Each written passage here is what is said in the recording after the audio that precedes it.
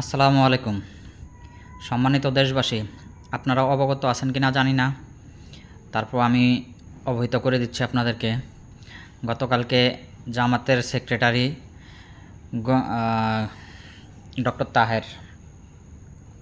Doctor Taher একটা বক্তৃতা দিয়েছেন যে ভারতের বিরুদ্ধে নাকি 50 লক্ষ বাংলাদেশি যুবক যুদ্ধ করবে, আর ভারত যদি বাংলাদেশ আক্রমণ করে তাহলে জামাত নিজেদের সংগঠনকে মুক্তিযোদ্ধা হিসেবে প্রমাণ করার একটা সুযোগ পাবে। তাই তারা চায় ভারত যেন বাংলাদেশকে আক্রমণ করে। চিন্তা করতে পারেন, নিজেদের দলকে মুক্তিযোদ্ধা প্রমাণ করার জন্য স্বাধীনতা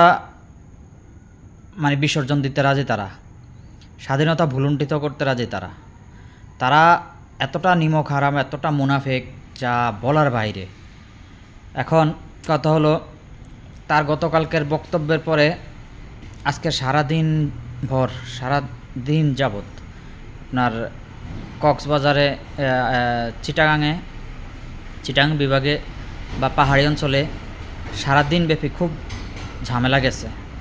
অনেক সংঘর্ষ হয়েছে, মানুষ হতাহত হয়েছে।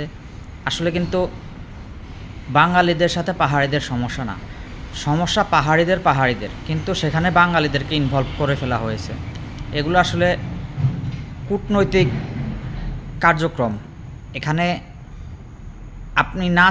আমরা না চাইলেও আমাদেরকে ইনভলভ করে ফেলা হবে, কারণ এখানে লক্ষ লক্ষ কোটি টাকা ইনভেস্ট করা হয়। এই বাংলাদেশের কাছ থেকে ভারত মনে করেন চিটাগাংকে ছাড়িয়ে নেওয়ার জন্য হাজার হাজার কোটি টাকা ইনভেস্ট করতেছে। তো গতকালকে তাহেরের সেই বক্তব্যের পর আজকে একটা ভিডিও ভাইরাল হয়েছে। চিটাগাংয়ের একজন স্থানীয়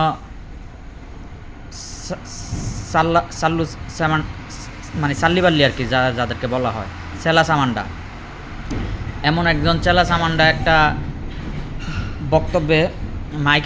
বক্তব্যে বলতেছে যে চিটাগাংকে যতক্ষণ পর্যন্ত ভারতের অন্তর্ভুক্ত করা না হবে ততক্ষণ পর্যন্ত চিটাগাংয়ে আপনার সেনাবাহিনী অবস্থান করতে পারবে না, বাংলাদেশ সেনাবাহিনী অবস্থান করতে পারবে না, বাংলাদেশের সেনাবাহিনী প্রত্যাহার করতে হবে।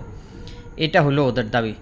তো এই যে ব্যাপারগুলো দেখেন, একটার সাথে কিন্তু আরেকটা কানেকটিভ।